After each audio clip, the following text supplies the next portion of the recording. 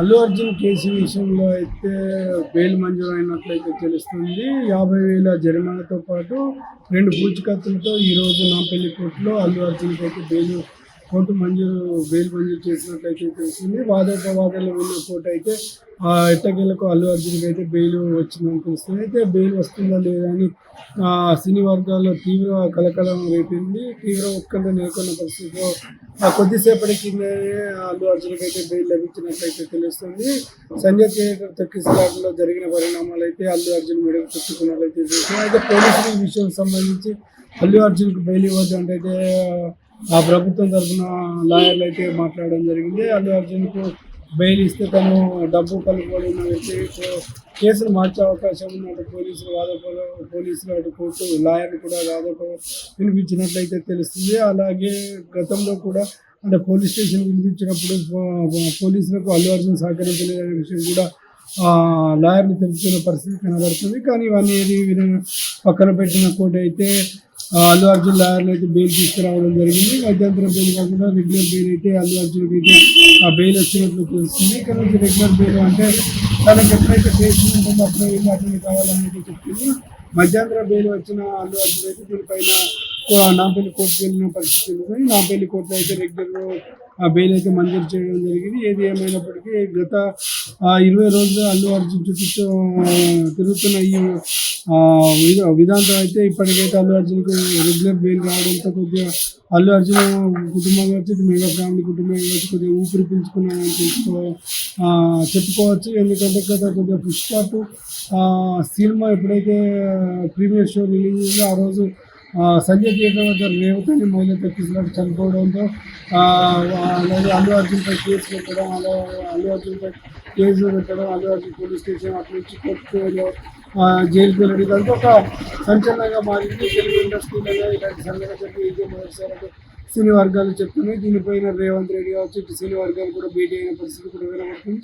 ఇక నుంచి ప్రీమియర్ షోలు కానీ టికెట్ల రేట్లు పెంచడం అంటూ ఉన్నాయని కూడా ఒక జీవో కూడా జారీ చేసిన పరిస్థితి కనబడుతుంది. ఒక విధంగా చూసుకుంటే గత కొద్ది రోజులుగా అల్లు అర్జున్ చుట్టే మొత్తం తెలంగాణ రాష్ట్ర వ్యాప్తంగా వార్తలు తిరుగుతున్నట్టయితే మనం తెలుసుకోవచ్చు. ఎక్కడికి ఏదేమైనా మధ్యంతర బెయిల్ అయితే వచ్చింది. ఈరోజు నాంపల్లి కోర్టులో బెయిల్కి సంబంధించిన వాదోపవాదం ఉండే ఇటు ప్రభుత్వం తరఫున కానీ ఇటు అల్లు అర్జున్ తరఫున న్యాయవాదులు అయితే వాదించిన నేపథ్యంలో ఎటకేలకు అల్లు అర్జున్కి అయితే 50,000 పూచీకత్తులు అలాగే 2 షూరిటీతో అయితే కోర్టు బెయిల్ మంజూరు చేయడంతో అయితే ఇది బెయిల్ అయితే రెగ్యులర్గా ఆ బెయిల్ కింద పరిగణించబడుతుందని తెలిసారు. అయితే ఇప్పటికే రేవతి కుటుంబానికి అయితే 2 కోట్ల సినీ వర్గం 2 కోట్ల రూపాయలు ఇచ్చినట్లయితే తెలిసింది. ఇందులో నుండి రేవతి భర్తకు అయితే సినీ పిల్లలకు ఉద్యోగం కూడా ఇస్తామని ఇప్పటికే దిల్రాజు కూడా ఈ విషయాన్ని పరిగణలోకి తీసుకున్నాడు. అయితే ఇదంతా చూసుకున్నట్టయితే అల్లు అర్జున్కి అయితే ఇప్పటి వరకు అయితే ఒక టెన్షన్ అయిన పరిస్థితుల్లో నేపథ్యంలో అల్లు అర్జున్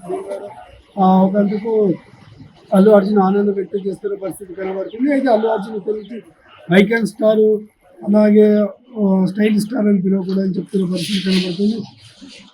కేవలం అల్లు అర్జున్ అని మాత్రమే పిలవాలని అయితే అల్లు అర్జున్ ఫ్యామిలీ అయితే ఇటు ఫ్యాన్స్ కానీ ఇటు ప్రజలు చెప్తున్న పరిస్థితి కనబడుతుంది. ఎందుకంటే అల్లు అర్జున్ ఐకాన్ స్టార్ అని ఎప్పుడైతే మొదలుపెట్టారో అప్పటి నుండి తనకి ఇదంతా ఉదంతం జరుగుతుందని ఒక నమ్మకం అయితే ఉన్నది. కాబట్టి అల్లు అర్జున్ ఐకాన్ స్టార్ అని పిలవకూడదు, ఓన్లీ అల్లు అర్జున్ మాత్రమే అని పిలవాలని ఇప్పటికైనా ఫ్యామిలీ కుటుంబం ఫ్యాన్స్కి అయితే ఒక హెచ్చరికలు జారీ చేసినట్లయితే తెలుస్తుంది. ఏది ఏమైనప్పటికీ అల్లు అర్జున్ సంజయ్ థియేటర్లో తొక్కిసలాట జరిగిన ఇది ఉదంతంపై గత 20-25 రోజుల నుంచి కనీసం రేపు ఎల్లుండికి అయితే నెల రోజులు అవుతున్న పరిస్థితి నెల రోజులు అల్లు అర్జున్ పుష్ప 2 ఎంత 1, 2 ఎంత గ్రాండ్గా రిలీజ్ అయిందో ఎన్ని కోట్ల వసూలు చేసిందో అందరికీ తెలిసిన విషయం.